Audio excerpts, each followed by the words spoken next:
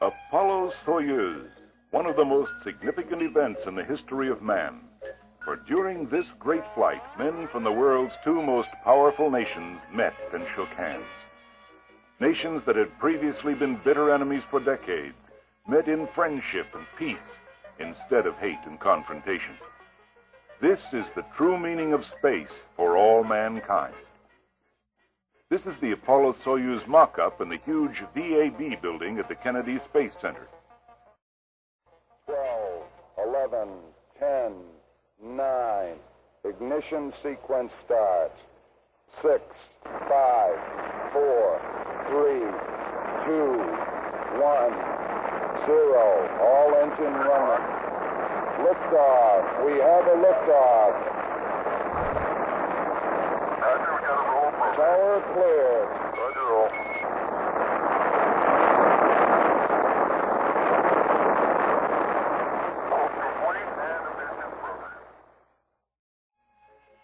On July 15, 1975, after years of careful and sometimes difficult planning, a mighty Saturn IV-B rocket streaked skyward from Cape Kennedy, bearing 3 American astronauts, Donald Slayton, Thomas Stafford, and Vance Brand, who were in 2 days to greet 2 Russian cosmonauts, Alexei Leonov and Valery Kubasov, in space.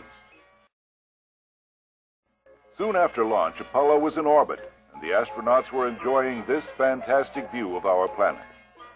The primary purposes of the Apollo-Soyuz flight were to perfect an international rescue capability, to enhance international cooperation through mutual confidence and trust built up in space efforts, and to open the way for possible future joint space missions that will eliminate duplication and cut costs of space flight programs. The Russians made their launch in the Soyuz space vehicle a few hours prior to Apollo's blastoff. The American crew first caught sight of their Russian counterparts early on July 17th. Shortly afterwards, radio communication was established between the 2 crews. The Soyuz spacecraft has been Russia's most dependable and reliable space vehicle, and it proved itself repeatedly during the mission. Below the orbiting spacecraft, vast storm clouds swirl across the Earth's surface. This end-on view of the Soyuz space capsule gives us an excellent view of details of the spacecraft and its solar panels. The American Apollo spacecraft, being more maneuverable, accomplished the docking after first circling the Soyuz craft. The great moment of final docking approaches as the American astronauts and Russian cosmonauts tense themselves for man's first meeting in space. The final docking is accomplished. Inside the Russian craft, Alexei Leonov and Valery Kubasov prepare to unlatch their side of the docking module. The proud American Apollo spacecraft hangs suspended in space, photographed by the Russian crew. This, sadly, is the last Apollo craft that will ever fly. It is the very last of the great Apollos. The American-built, custom-designed docking module is seen in this photo. Apollo turns as the Earth tumbles by far below, its huge engine protruding from the rear of the craft. In this simulated docking, you will note both spacecraft with the American Apollo on the left and the smaller Russian Soyuz on the right. In between the two is the specially constructed docking module that will permit future docking of American and Russian ships and perhaps someday a dramatic rescue in space.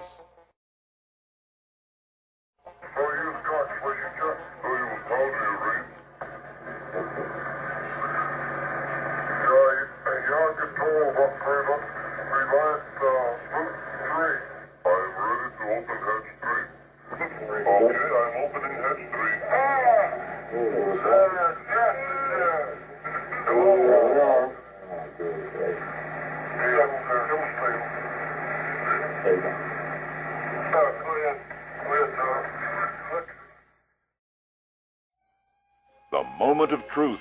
The hatches are opened, and two men, one American, the other Russian, meet and clasp hands.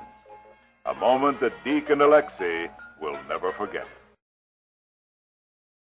Vance Brand sails through the open hatch. Now all five men listen intently as President Ford speaks to them.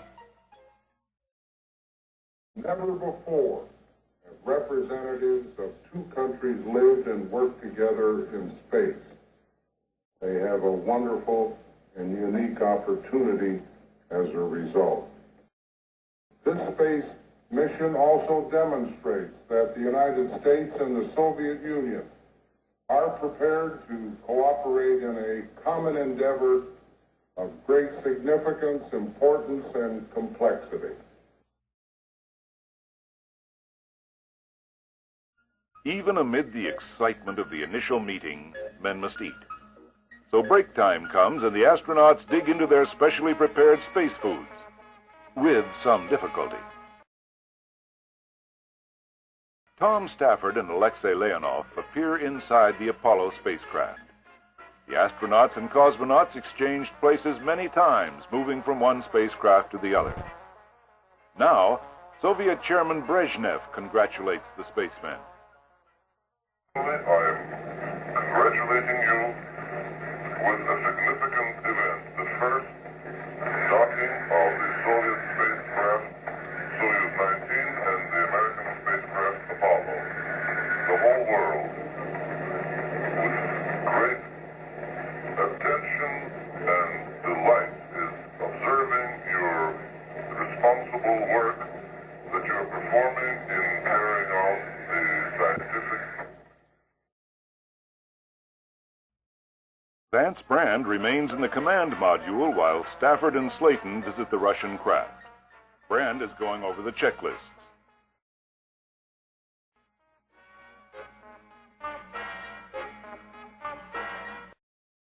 Gentlemen, let me call to express my very great admiration for your hard work, your total dedication in preparing for this first joint flight. All of us here in Washington, in the United States, send to you our very warmest congratulations for your successful rendezvous and for your docking, and we wish you the very best for a successful completion of the remainder of your mission.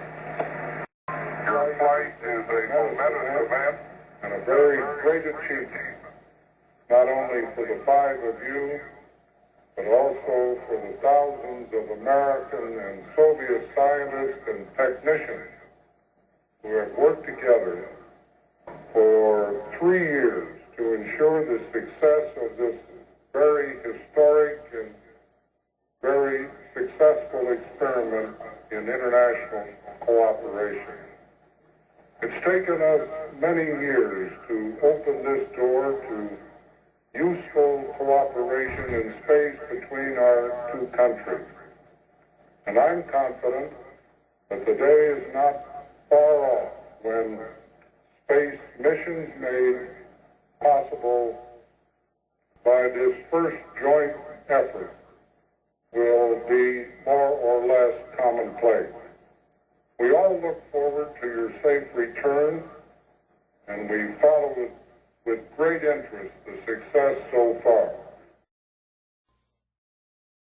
Here is the joint mission plaque, which was put together by Vance Brand and Valery Kubasov. The supreme moment arrives as each of the astronauts and cosmonauts in turn sign the Apollo flight certificate. Someday in the far future, this document will be one of man's most prized artifacts, commemorating the days of early space exploration when man met man in space for the first time. On July 19, 1975, the moment of parting came. Apollo parted from Soyuz and each went their separate ways. Although the meeting of two different spacecraft from different nations was the prime objective of this flight, many worthwhile scientific experiments were successfully conducted by both crews. Also, many outstanding photos were taken from orbit, including this scene of Lebanon, Syria, and Turkey. The astronauts accumulated data on all desert areas that they passed over. Here we see matching rows of sand dunes with their irregular pattern caused by shifting winds. These snow-covered peaks are in British Columbia, Canada. There are many glaciers visible in this scene. The astronauts capture this dramatic view as they pass over Central Africa.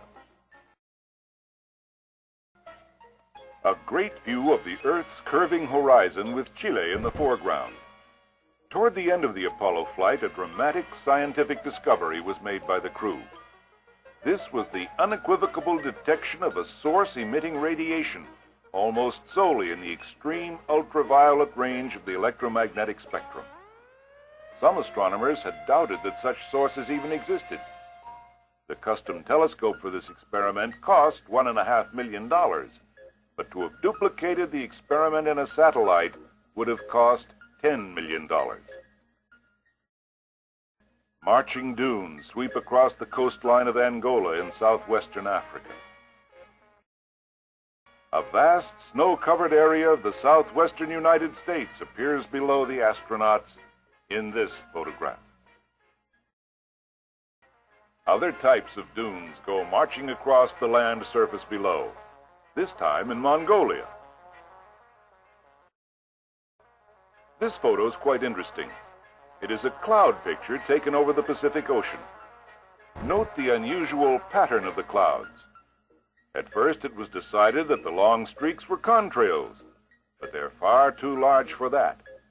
They are natural clouds, but how they were formed is a puzzle. A dramatic view of Morocco, Spain, and Portugal. On July 24, 1975, exactly 10 days after liftoff, the American crew splashed down in the Pacific in their Apollo spacecraft. With the exception of the peril-fraught trip of Apollo 13, no other American manned spacecraft has ever come closer to complete disaster than the Apollo-Soyuz spacecraft. As it entered the Earth's atmosphere and began its perilous descent, a human error permitted deadly fumes of nitrogen peroxide to enter the craft, almost rendering the crew unconscious. The chain of following events resulted in the failure of the chutes to deploy. As the spacecraft plummeted to certain destruction in the waters of the Pacific, the choking and dazed crew, under extreme conditions, managed to deploy the chutes manually at the last moment and saved their lives and craft. By the time the spacecraft splashed down, Brand was unconscious, and the other two astronauts had been seized by violent coughing from the poisonous fumes. Unfortunately, the craft turned upside down, and it was necessary for Stafford to unbuckle, fall to the ceiling, then pass out oxygen masks to the other two crew members. They apparently suffered no lasting harm from their frightening experience. Here we see their welcome aboard the recovering carrier. The flight of Apollo-Soyuz is now history. Man's first meeting in space has been successfully accomplished. Another milestone on the long road to the conquest of space has been taken, and 5 courageous men from 2 nations deserve a warm, well done.